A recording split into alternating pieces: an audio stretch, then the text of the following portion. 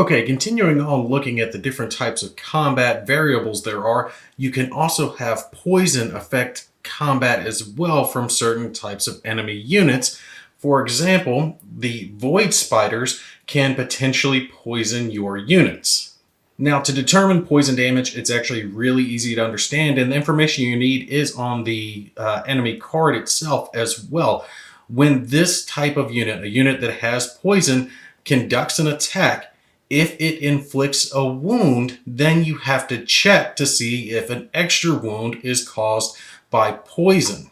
If you do have a unit that negates the wound that the void spiders cause by armor, for example, then you would not make the poison check in that circumstance.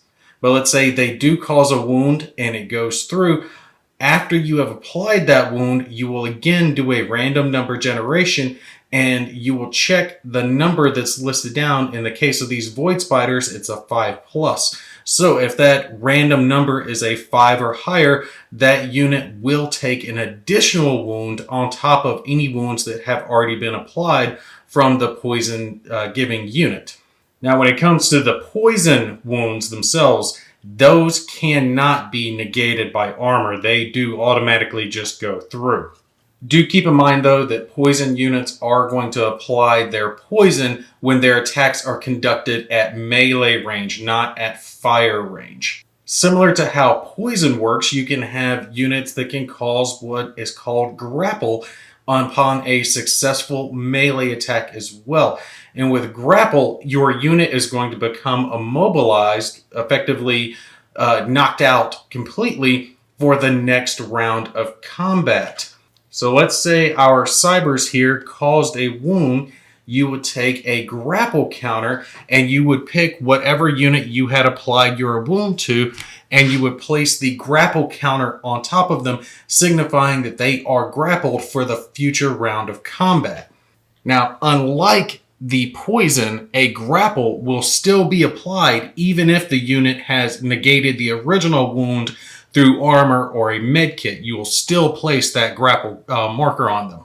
Also, the unit that gets grappled has to be a unit that was involved in combat. For example, you couldn't place the grapple onto a specialist unit like our demolitionist who was not involved in the combat. Now, you can have multiple of your units grappled if there are multiple enemy units that can grapple your unit. So let's say there were a couple of these cyber sentinels who had conducted attacks and got wounds, and a couple of your units were grappled. If on the future round of combat, one of these sentinels was killed off, then one of your units would no longer be grappled. You could pick which one would have the grapple marker removed. So in other words, there can only be as many of your units grappled as there are enemy units capable of applying that status marker to your guys. Also, a unit that is immobilized will always be considered to be at melee range, even if your range has switched in the subsequent rounds of combat. Plus, enemy units will attack it with their melee stat if they are grappled, and they get an 1 AP bonus for that attack.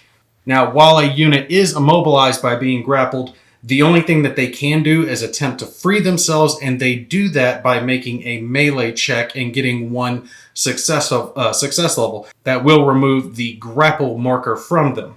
Also, if the combat is taking place at melee range, another non-grappled unit can attempt to use their melee skill to remove the grapple counter from the other friendly unit as well.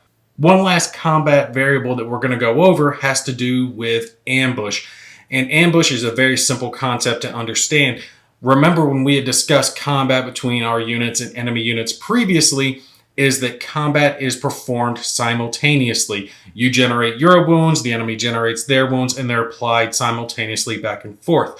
Well, ambush takes that away. If an enemy force has ambush, they will apply their wounds before your units get to generate yours, and vice versa. If your units have ambush, they get to attack the enemy before the enemy gets to respond.